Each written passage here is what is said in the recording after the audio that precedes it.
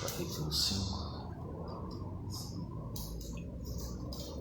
Está escrito assim, 2 Crônicas 5. E terminada toda a obra que Salomão havia realizado para o templo do Senhor, trouxe as coisas que seu pai Davi tinha consagrado e as colocou junto com os tesouros do templo de Deus, a prata, o ouro e todos os utensílios. Na verdade, nós vemos em 1 Crônicas 29 que Davi ele não somente tinha a boa intenção de construir o templo, mas também ele contribuiu de uma maneira muito esplendorosa nesse sentido, de uma maneira generosa. E aí, o versículo 2 diz assim: então Salomão reuniu em Jerusalém as autoridades de Israel e todos os líderes das tribos e os chefes das famílias israelitas para levar em Sião, na cidade de Davi, a arca da aliança do Senhor.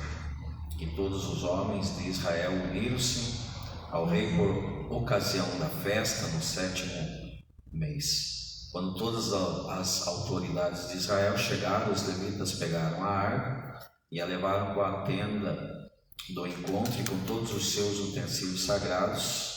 Foram os sacerdotes levitas que levaram tudo.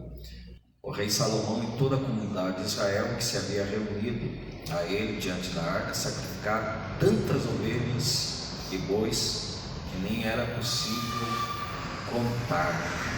Olha que tremendo isso.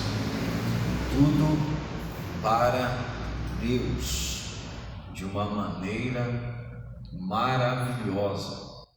Sacrificaram tantas ovelhas e bois que nem se podiam contar. E quando os músicos levantaram-se para adorar, os levitas cantaram assim: que o Senhor é bom e o seu amor dura para sempre.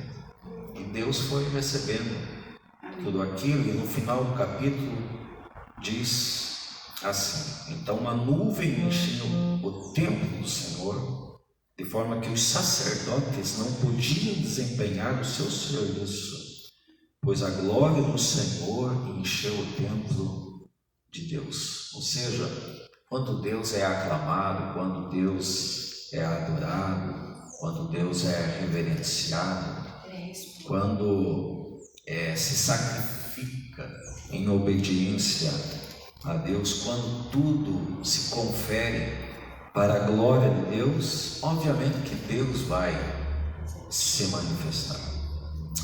No capítulo 6, aí Salomão, ele faz uma oração.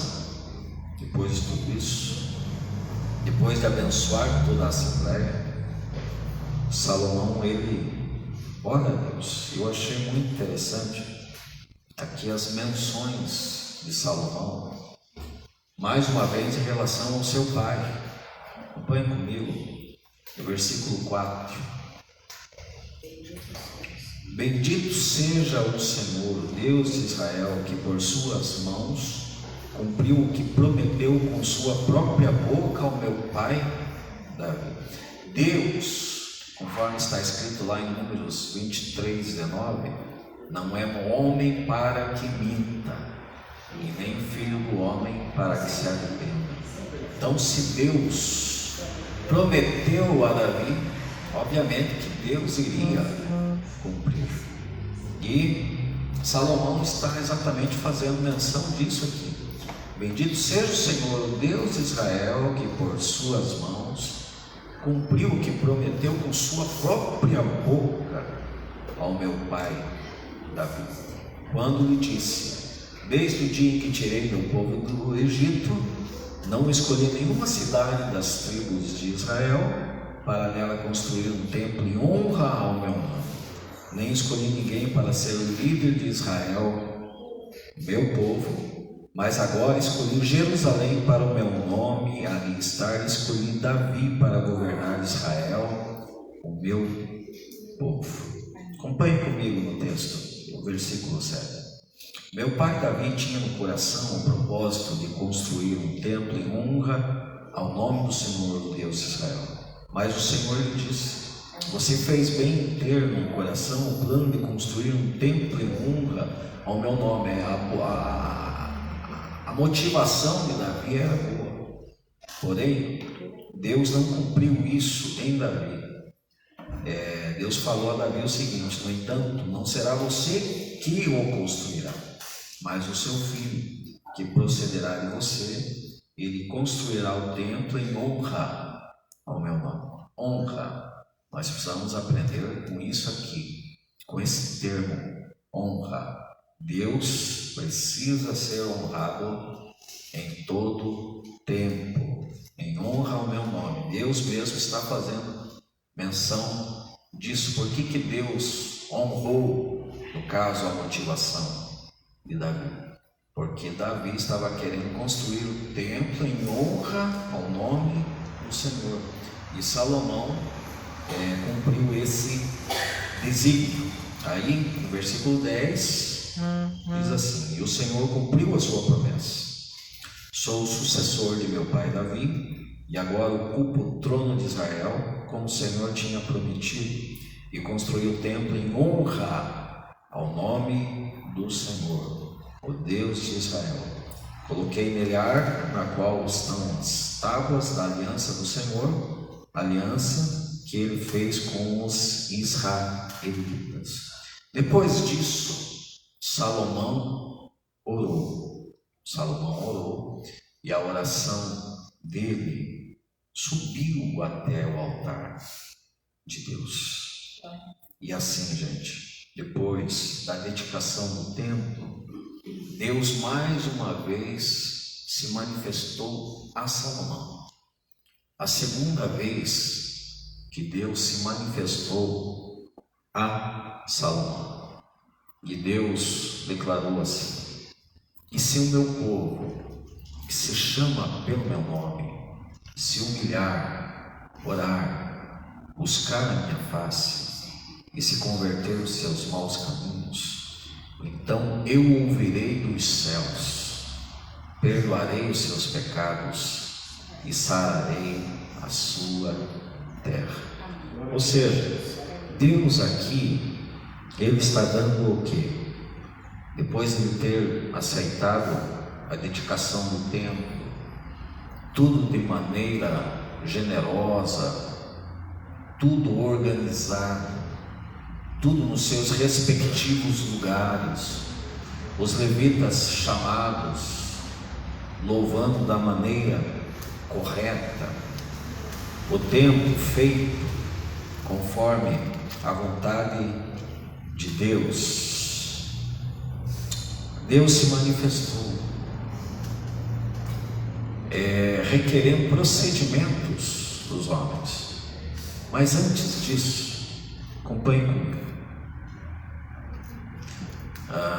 Capítulo 7.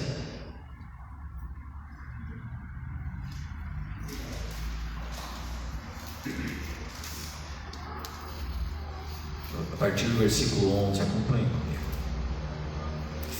Quando Salomão acabou de construir o templo do Senhor e o palácio real, executando bem tudo que pretendia realizar no templo do Senhor e em seu próprio palácio, o Senhor lhe apareceu de noite e disse: ouvi sua oração e escolhi este lugar para mim como um templo para sacrifícios. O que eu achei interessante lendo hoje, meditando nessa palavra, está no versículo 13.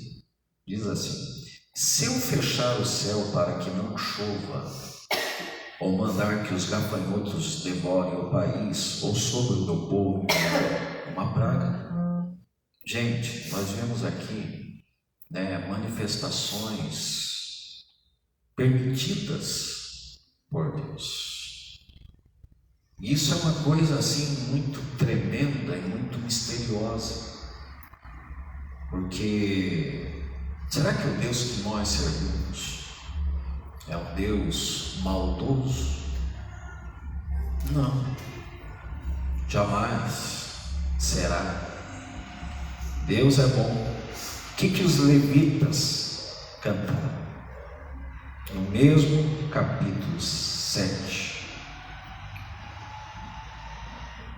Eles cantaram, eles deram graças ao Senhor, dizendo que Deus é bom e o seu amor, a sua benignidade dura para sempre. Mas quem é o mal da história? É o homem. É o homem. E muitas vezes, amados, tudo que nós passamos nas nossas vidas é por conta exatamente das nossas maldades, da nossa propensão má, até mesmo por causa da nossa natureza pecaminosa. Então nós somos tão sujeitos às falhas, tão sujeitos às transgressões, tão sujeitos ao tratamento de Deus. Hoje à noite eu vou pregar sobre o Salmo 12, porque eu iniciei novamente uma campanha de 150 dias, exatamente no mês de abril, como no ano passado, e eu já estou no 12º dia, relendo os Salmos, e eu li hoje o Salmo 12, que trata exatamente, do contraste entre as palavras dos homens e as palavras de Deus. Se você quiser acompanhar um pouquinho, abra lá no Salmo 12.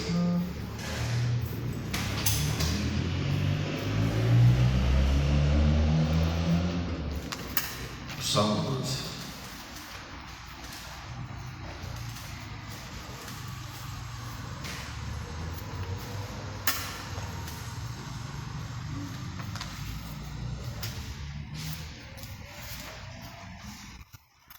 Salmo 12 de Davi, o pai de Saul.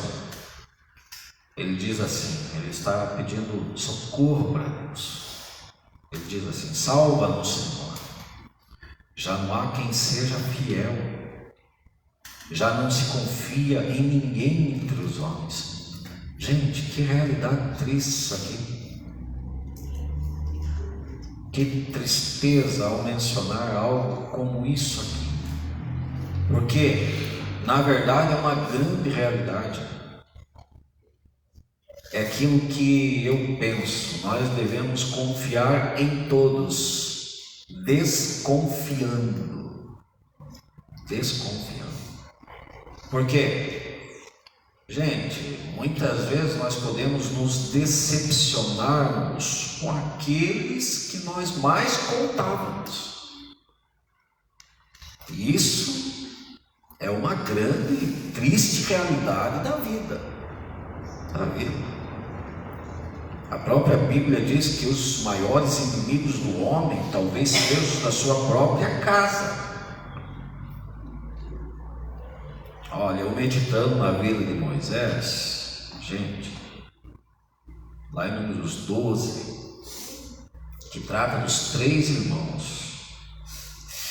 E olha que interessante, o Moisés, entre os 3 irmãos, Moisés, Arão e Miriam, Moisés ele é o mais novo, não se sabe quem era o mais idoso, se era Miriam ou Arão. Mas porque Moisés casou com uma mulher cuxita, Miriam e Arão se levantaram contra Moisés e se levantaram contra o profeta do Senhor, o qual Deus falava com ele face a face. Interessante é que as palavras, primeiramente de Miriam, e que influenciou Arão para esse mato sem cachorro, para esse balaio de gado, a palavra foi assim: porventura Deus só fala com Moisés e não fala conosco também? Aí, gente, Deus chamou eles 3 para uma reunião e falou assim: olha, em relação aos profetas, eu falo com os profetas através de revelações, de sonhos, de visões, mas com meu servo Moisés eu falo com ele face a face. Eu falo com ele face a face, ou seja, ele é chegado, estreito. E vocês, quem vocês pensam que são para se levantarem contra o meu servo Moisés? E na mesma hora Miriam ficou leprosa, branquinha, gente. E aí o Arão se desesperou, pede para que Deus perdoe ela e cure ela, e teve que ficar 7 dias separada até ser purificada, restaurada, mas não se restaurou completamente, morreu, acabou morrendo por causa de um levante contra alguém da sua própria casa, o homem mais manso da terra, que era o mais novo. E na verdade, quanto mais experiência nós adquirimos, quanto mais idade nós adquirimos, a tendência é que nós melhoremos como pessoas. Mas tem gente que, quanto mais o tempo passa, mais a pessoa piora. Isso, gente, é incabível, é inaceitável. Porque, amados, a experiência tem que trazer a sensatez, a experiência tem que trazer a sabedoria. E se o homem não for propenso a isso, está propenso a sofrer danos, e muitos danos, por sinal. Então, assim, gente, é por isso que nós devemos sermos ministrados pela palavra de Deus e abrirmos o nosso coração para a palavra de Deus. Quando Jesus se dirigiu aos religiosos da época, ele falou algo interessante. Eu gostaria agora que você abrisse. Nós já voltamos aqui no Salmo 12, mas antes, abra lá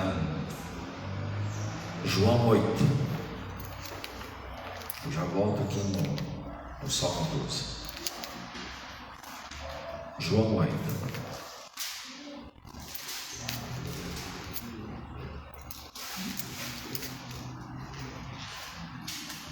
João 8.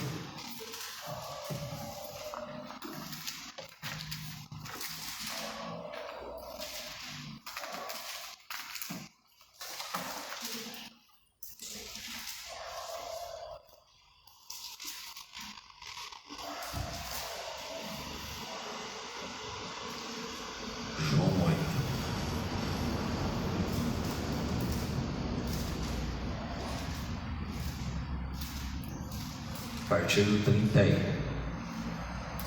Olha esta palavra, gente, porque muitas vezes nós só vamos no versículo 32 e achamos maravilhoso o versículo 32, mas esquecemos de ler o contexto do texto. Porque qual que é o João 8, 32? E conhecereis a verdade vos libertará. E nós glorificamos a Deus quando esse texto é falado. Mas no contexto, o que está escrito? Versículo 31. Disse Jesus aos judeus que haviam crido nele: se vocês permanecerem firmes na minha palavra, verdadeiramente serão meus discípulos, e conhecerão a verdade, e a verdade os libertará. Quando verdadeiramente nós seremos discípulos de Jesus? O que diz aqui o texto? Quando nós permanecermos na sua palavra, aí verdadeiramente nós seremos discípulos. Mas olha a resposta no 33. Eles lhe responderam: somos descendentes de Abraão e nunca fomos escravos de ninguém. Como você pode dizer que seremos livres? Gente, na mesma hora que Jesus deu uma palavra assim, conhecereis a verdade, houve uma contestação. Agora, queridos, se contestaram as palavras de Jesus, não vão contestar a sua palavra, irmão? Não vão contestar a sua palavra, irmão? Não vão contestar a tua palavra, Jesus? Não vão contestar a sua palavra, irmã Santa? Não vão contestar a sua palavra, Wagner. Se contestaram aqui a palavra de Jesus. E Jesus dando uma orientação. Se vocês permanecerem nas minhas palavras, vocês serão os meus discípulos. Quando Jesus falou a Pilatos, todos aqueles que são da verdade ouvem a minha voz. Qual foi a resposta de Pilatos a Jesus? Mas o que é a verdade? Porque assim, muitas vezes até mesmo aqueles que estão dentro das igrejas, pensam ter a sua verdade e defendem a sua verdade como se a sua verdade fosse a verdade, relativizando a verdade e não vivendo pela palavra de Deus, que é a verdade. Jesus poderia responder aquilo que ele mencionou lá em João 17:17: a tua palavra é a verdade. Quando ele estava orando pelos discípulos, ele disse assim: santifica-os na verdade, a tua palavra é a verdade. Essa questão de experiência dada, vamos falar assim, infelizmente a gente vê que as pessoas que não mudam, elas são propensas à rejeição. E por que há tanta contestação dentro das igrejas? Porque às vezes um líder é muito mais novo que ela, na idade, às vezes na fé. Aí entra aquele questionamento: mas quem ele ou ela pensa que é? Exatamente. Então é isso que acontece, a rejeição. Porque quando as pessoas elas vão amadurecendo e elas vão tendo uma experiência real com Cristo, e deixam a religiosidade de lado, aí não tem sentido de contestação. Sim. Por quê? Porque Jesus era contestado. Jesus era contestado pelos religiosos da época. Com certeza os doutores da lei eram bem mais velhos do que ele. Sim. Jesus era um menino. Sim. E isso já aconteceu até um presbítero uma vez, que alguém falou assim: ah, mas você só tem 19 anos, eu não vou ter. Dizer que não ia respeitar ele, para te dar para ser mãe. Mas não importa a idade do líder. Se ele está ali, Deus. Ele é o líder. Então essa questão deve ser de experiência que eu podia ter mais ver rejeição. Rejeição. Eles rejeitam os mais novos, eles rejeitam a liderança, eles contestam. E é por isso que tem, né, a gente embates dentro das igrejas. Eu falo por experiência. Então, versículo 34, dando sequência aqui, acompanhamos. Jesus respondeu, depois, daquela fala infeliz dos judeus: digo-lhes a verdade, todo aquele que vive pecando é escravo do pecado. Gente, se chegar nesse nível, se chegar nesse patamar, é complicado. É complicado, pois para se libertar realmente é duro, porque a pessoa que se tornou escrava do pecado está no emaranhado, está amarrada, e é necessário muito esforço para uma libertação. Versículo 35: o escravo não tem lugar permanente na família, mas o filho pertence a ela para sempre. Portanto, se o filho os libertar, vocês de fato serão livres. Gente, no nosso caso, em relação à natureza pecaminosa, é só Jesus quem pode nos libertar. É só Jesus, não tem outro meio. Se o filho os libertar, vocês de fato serão livres. Eu sei que vocês são descendentes de Abraão, contudo estão procurando matar-me. Olha que tristeza isso, porque em vocês não há lugar para a minha palavra. Ou seja, o que Jesus estava dizendo? Que eles fecharam o coração para a palavra dele. Eles não queriam aceitar a palavra de Jesus, até porque as palavras de Jesus não eram palavras suavezinhas. Engana-se quem pensa que Jesus o tempo todo falou, com um melzinho. Não. Esses tempos atrás, eu ouvi de um pastor pastor que pregava a verdade nos anos 80, nos anos 90, e que depois de alguns episódios na sua vida, hoje é um pastor que praticamente aceita absolutamente tudo e se tornou um liberal de primeira linha. E isso é muito complicado, porque a palavra de Deus consiste num chamado ao homem ao arrependimento. Foi exatamente o que Jesus fez quando foi para a Galileia dos Gentios. Jesus chegou lá e não falou assim: continuem no mesmo erro que vocês estão cometendo. Não. Jesus, ele falou: arrependam-se, pois é chegado o reino dos céus. Gritou em alto e bom som isso. Mas quando Jesus falava, não encontrava lugar as palavras dele nos corações dos judeus, porque eles pensavam que tinham o respaldo da lei, o respaldo de Moisés, mas talvez eles não leram aquilo que o próprio Moisés mencionou lá em Deuteronômio 18:15, que haverá um profeta que virá do meio dos seus irmãos israelitas. Esse profeta será igual eu. A ele vocês devem ouvir. Foi a recomendação do próprio Moisés. Mas aqueles que se achavam lá descendência de Abraão, que seguiam restritamente e estritamente toda a lei de Moisés, eles procediam com quem rejeitavam aquele que Moisés havia predito. E por conta do quê?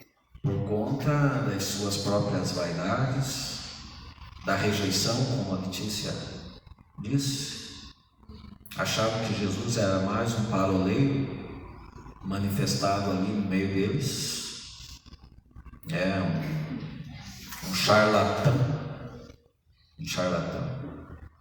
que pensava ser o Messias, mas na verdade, ao ver deles, não era. Filho do carpinteiro. E eles estavam rejeitando o verbo encarnado, gente. E hoje, será que isso acontece com nós também? Quando nós, com nossas atitudes e palavras, contrariamos totalmente aquilo que foi predito e anunciado para que nós praticássemos ou pratiquemos? Gente, nesse sentido, devemos tomar muito cuidado no que tange as nossas motivações, que se concretizam por meio de palavras, por meio de atitudes. Voltando ao Salmo 12, Davi, ele diz assim: salva-nos, Senhor, já não há quem seja fiel, já não se confia em ninguém entre os homens, cada um mente ao seu próximo, seus lábios bajuladores falam com segundas intenções. Olha, gente, essa conversinha, de bajulação, pode contar comigo, sempre estarei ao seu lado. Isso daí, olha, confie desconfiando. Está precisando de uma coisa? Confie desconfiando. Pode ser só bajulação. Pessoas que muitas vezes vêm até você e dizem assim: ó, reverendíssimo, excelentíssimo, digníssimo, honrado pastor.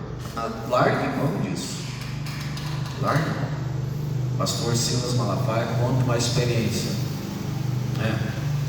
de um cidadão que chegou até o seu escritório e falou assim: Ó pastor, bem sabemos da sua sabedoria, da sua inteligência, da sua eloquência, de todo o seu poder, de toda a sua influência a nível de Brasil, a nível mundial. Pastor Silas já ficou com a pulga atrás da orelha. Aí falou pro cabra assim: vai logo ao assunto. É o seguinte, pastor, olha, nós estávamos numa igreja, eu e mais um grupo de pessoas, e nós acabamos discordando de alguns procedimentos do pastor, e formamos ali um povo e queremos migrar para cá, se o senhor nos aceitar. Aí o pastor falou assim: olha filho, de duas uma, eu não sei como que vocês saíram de lá, mas se saírem por rebeldia, voltem e se consertem com o pastor. Agora, outro conselho: se você quer a bênção de Deus para a sua vida, não saia com mais absolutamente ninguém, saia você sozinho com a bênção do pastor e ache outro caminho. Se for o caso, saia com a tua família, porque esse negócio de ficar maquinando, causando divisão, levantando calúnias, difamação, através de fala, através de conversas em bastidores. Hoje em dia, gente, a rede social, não vou nem falar o que eu penso, porque tem o seu lado bom. A rede social tem o seu lado bom. Hoje nós nos comunicamos muito facilmente, coisa que antigamente era só por cartas, não é verdade? Escrevia uma carta para alguém, levava 7 dias para chegar, 10 dias, depois para receber uma resposta. Aí veio já as mensagens, depois agora nós temos ali o WhatsApp. Olha gente, nós conversamos com as pessoas assim, um piscar de olhos. Se quiser fazer uma chamada ali de vídeo, um vê a fuça do outro conversando. Então a internet nos ajudou muito em alguns sentidos, mas em outros é muito desfavorável também. E esses grupos de WhatsApp, gente, isso aí muitas vezes serve só para brigas, dissensões, facções, contendas, depreciações e tudo mais. E muitas vezes estamos cometendo coisas que Deus abomina. Por exemplo, tem coisas que Deus odeia. É o texto de Provérbios que eu vivo citando aqui, de Provérbios 6. Coisas que Deus odeia. Vamos citar uma delas: olhos altivos, pessoas que se enxergam acima. Não, sem mim a coisa não acontece. Tem que ter a minha participação, tem que ter a minha inteligência, tem que ter a minha capacidade, tem que ter a minha voz, tem que ter a minha ideia. Queridos, não vai. Deus odeia isso aí. Agora, coisa que Deus abomina, o que promove contenda entre irmãos. Aquele que se levanta para dividir pessoas, para dividir amizades, para romper relacionamentos. Agora, cá entre nós, o que vocês acham? Existe isso hoje na família? Existe isso na família ou não? Irmão se levantando contra irmão? Se existe uma herança, se existem bens, quem que vai se sujeitar a abrir mão, a pensar mais no outro do que em si mesmo? Quem que tem essa capacidade? Quem está propenso a isso? É óbvio que existe, mas são raros, são pouquíssimos. Porque geralmente é embates, brigas, guerras, dissensões. Gente, isso é terrível, é próprio do coração do homem enganoso e perverso, como declarou lá o profeta Jeremias. Agora, será que existe isso nas empresas? Um querendo, se dar bem e passando a perna do outro, e ficando de conversa com terceiros,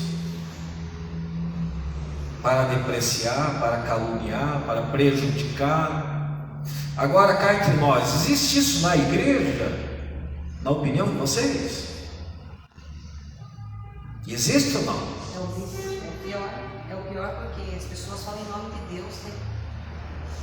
De uma forma muito sutil e camuflada. Sutileza das palavras. Aí é só Gente, é por isso que deve-se haver muito cuidado nesse sentido, para que não se entre exatamente em balaio de gato. Balaio de gato. Porque, amados, imaginemos nós, Jesus e os discípulos, num grupo de WhatsApp. Jesus, o administrador. Se Jesus visse um procedimento inadequado lá de alguém, será que Jesus ia entrar? Não, vamos, chega aqui. Vamos conversar agora. Você está vendo o tipo do Tomé? Aí chamasse o João para uma conversa à parte, que não ficasse lá no grupo. Você viu o tipo do Tomé, João? Será que Jesus agiria assim? Porque o que Jesus teve para fazer, ele fez assim.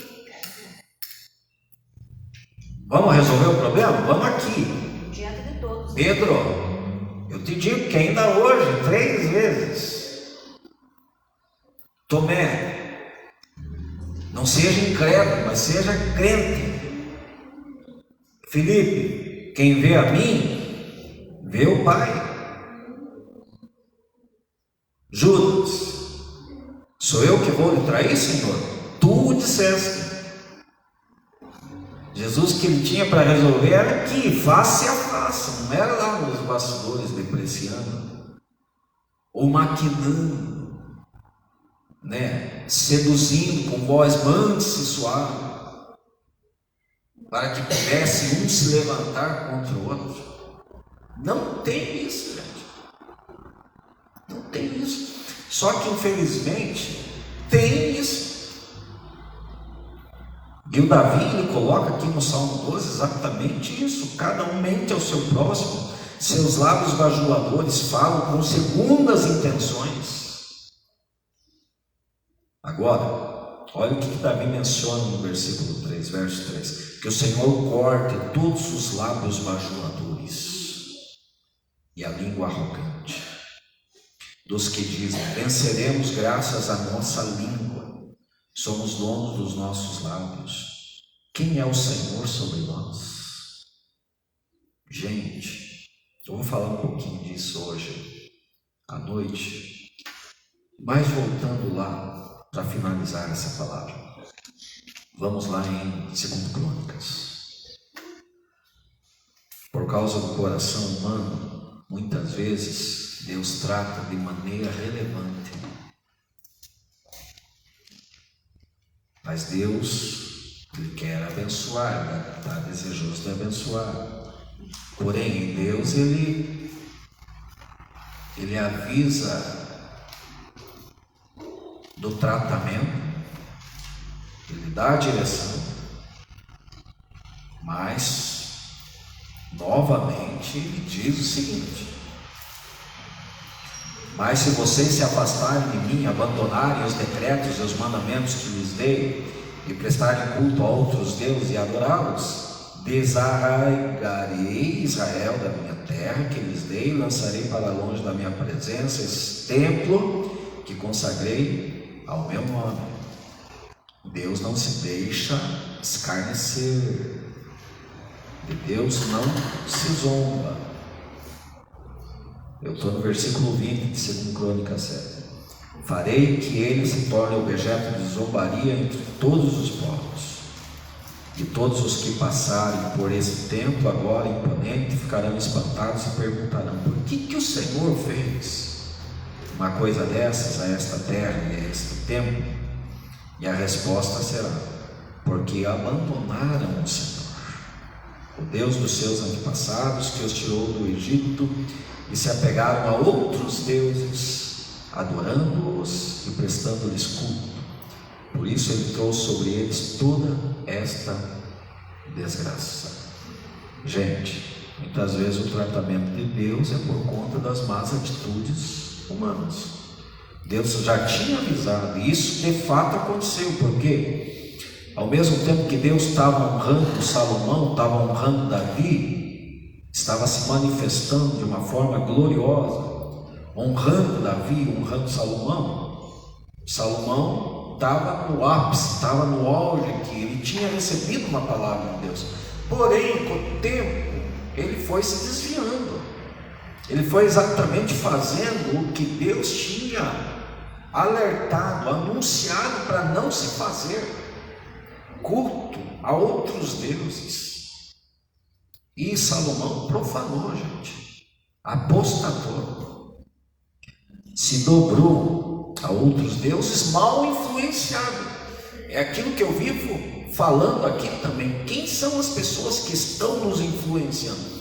Porque Salomão, gente, Salomão, com toda a sua sabedoria, uma sabedoria tremenda, escreveu mais de 3.000 provérbios. Gente, se deixou influenciar.